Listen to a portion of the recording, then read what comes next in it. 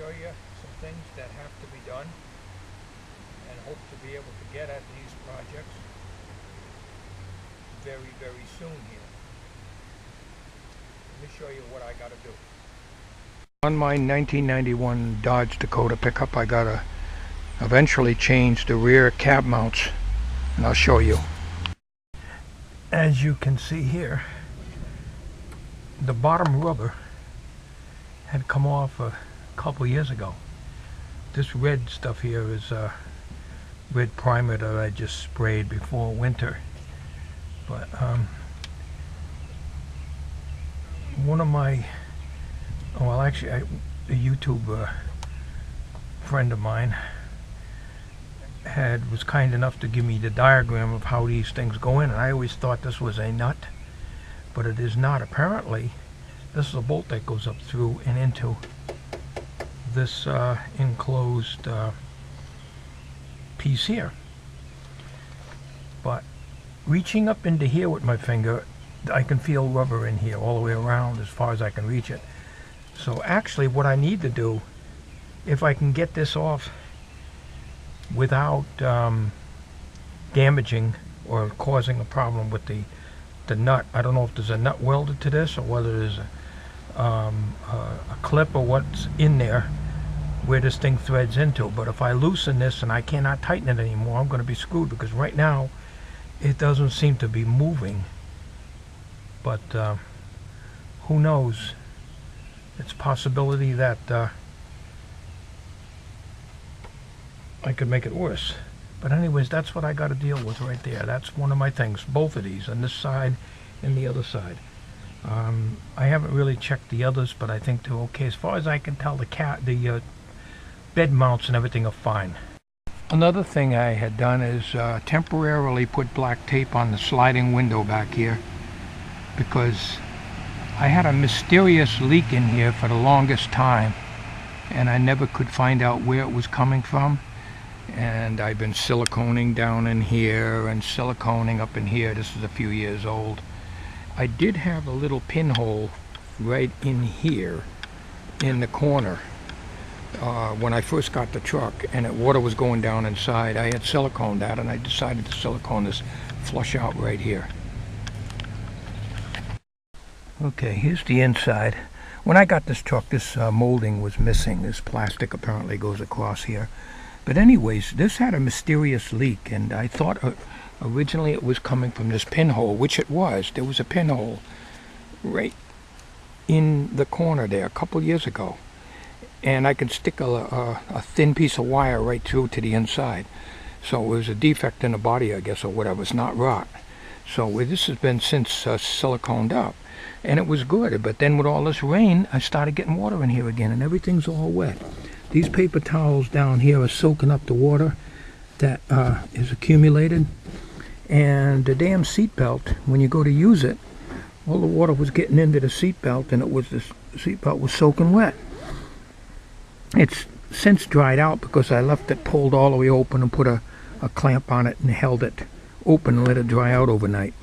But I found out that the water was coming through the sliding window, apparently, because what I had done is I taped this up, and then I poured a gallon of water over the top of this, and nothing came through. It originally was coming through where the spot weld is, down in this corner, and it was running down through here. The way I parked the van here, I'm on a slight angle here. The vehicle wants to tilt this way because of my driveway, so the water will all run down here.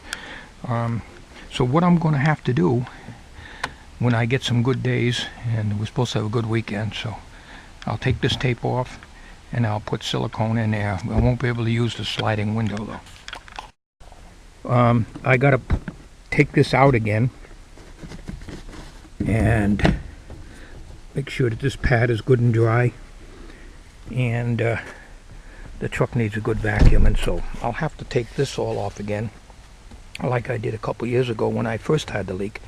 I gotta vacuum this out. You can see that you know, it's a everyday truck, and well, it's a mess. But anyways, I gotta take this out because originally there was water under here from leaking through here. The carpet feels dry, but there's just enough water to keep things wet underneath there.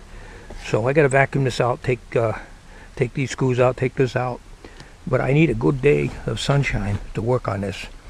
The weather's been, it's been raining like for 7 days in a row now. And today we got a little bit of sunshine, but I expect it's going to start raining again. So anyways, once I get all this cleaned out and dried up and everything, then I can put this all back proper. We don't want the paint. The paint is nice and shiny here, and I don't want the paint to get rusty. That's how floors rot out. We don't want that to happen.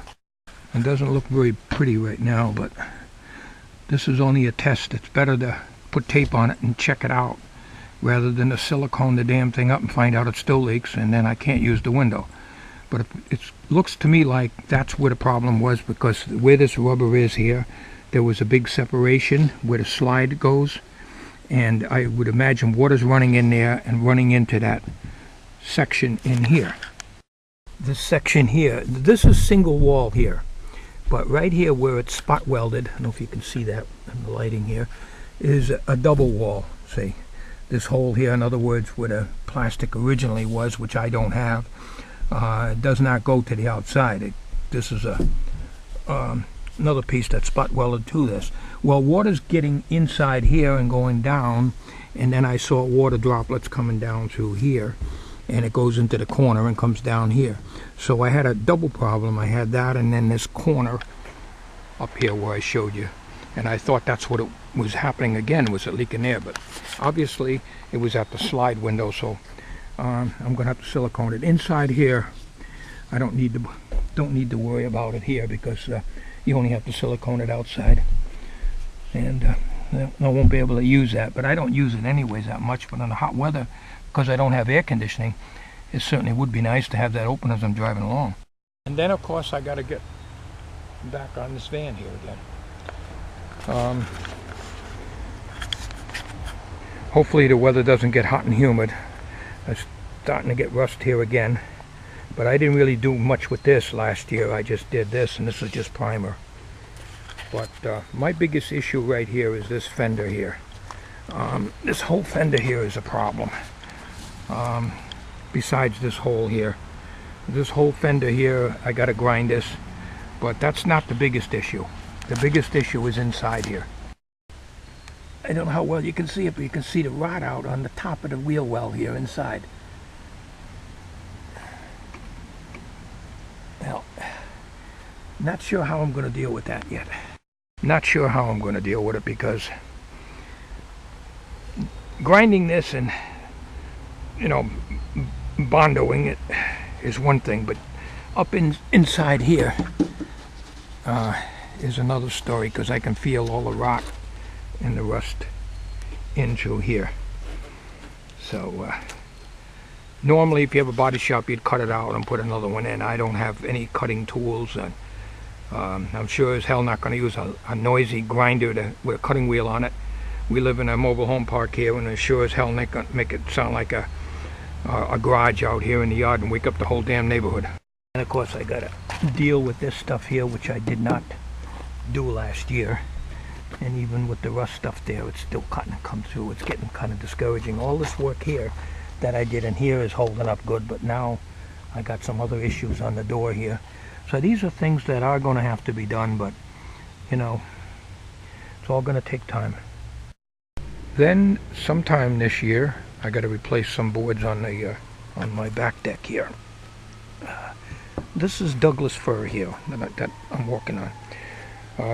The last couple years I replaced this. Is all pressure treated here, but this here isn't. I built this in 1987.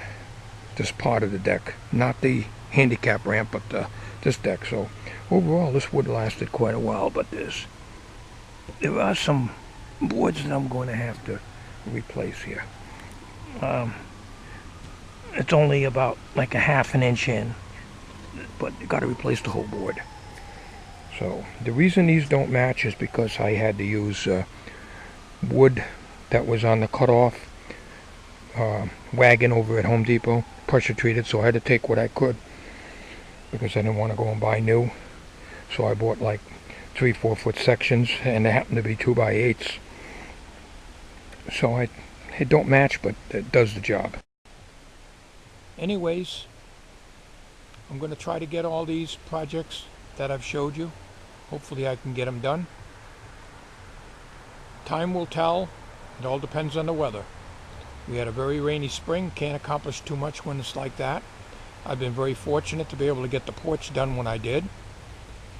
And now we got to try to get most, if not all, these projects done here this year. If it's anything like last year, we went from a rainy spring right into a hot and humid summer. July and August of 2010 was horrible, and I hope it's not going to be a repeat performance this year, because otherwise these projects are going to have to wait until September, late September and October to get as many of them done as I can. Well, let's hope for the best.